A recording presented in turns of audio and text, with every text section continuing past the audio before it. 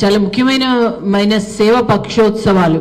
ప్రధాని నరేంద్ర మోదీ గారు పుట్టినరోజు అంటే ఏదో మనం సంతోషంగా ఆనందించడమే కాకుండా ప్రజలకి ఏ విధంగా సేవ చేస్తున్నామో, ఏ మాధ్యమాల్లో ఏ విధంగా ముందుకు వెళ్ళాలి అన్న ఒక దిశానిర్దేశం పార్టీకి చేయడం జరిగింది.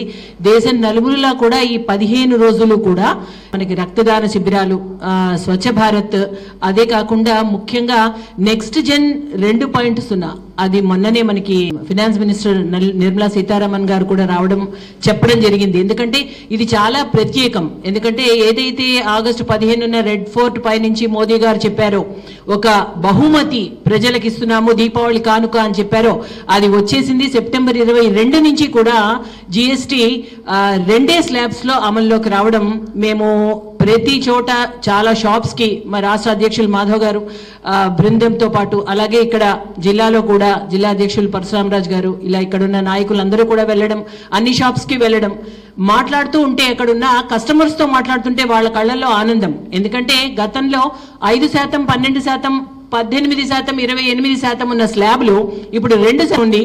కొన్ని గతంలో ఏదైతే 5, 12, 18 ఉన్నాయి, ఇప్పుడు అసలు 0% నిల్. ఎందుకంటే ప్రాణాధార మెడిసిన్స్ కి 0% అసలు GST లేకపోవడం, అదే కాకుండా లైఫ్ సేవింగ్ ఇన్సూరెన్స్, ఇటువంటి వాటిపైన మోదీ గారు దృష్టి సారించి అందరికీ చెప్పడం. అది మరొక ముఖ్యమైన విషయం ఏంటి అంటే, ఏదైతే ఖాదీ సంత అక్టోబర్ 2 గాంధీ జయంతి సందర్భంగా ఇక్కడ భారతీయ జనతా పార్టీ విశాఖపట్నం తరఫున ఇక్కడ విష్ణుప్రియ ఫంక్షన్ హాల్ ఎదురుకుండా బీచ్ రోడ్ లో 2 రోజులు పొద్దున 10 నుంచి రాత్రి 9 వరకు కూడా స్టాల్స్ ఇక్కడ పార్టీ తరఫున పెట్టడం జరుగుతోంది.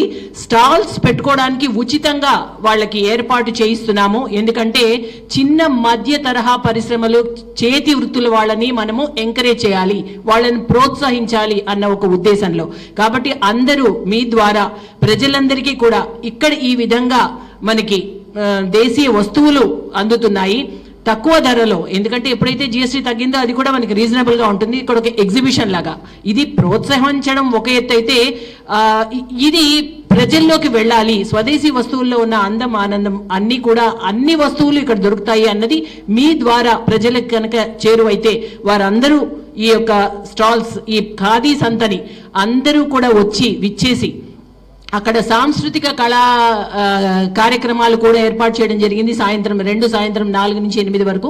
కాబట్టి 2వ తారీఖున 3వ తారీఖున వచ్చి ఇది పెద్ద ఎత్తున సక్సెస్ చేయవలసిందిగా మీ ద్వారా ప్రజలకి ఈ విషయం వెళ్ళాలి అన్న ఒక ఉద్దేశంలో ఈ రోజు ఇక్కడ ఈ ప్రెస్ మీట్ కార్యక్రమం చేయడం జరిగింది.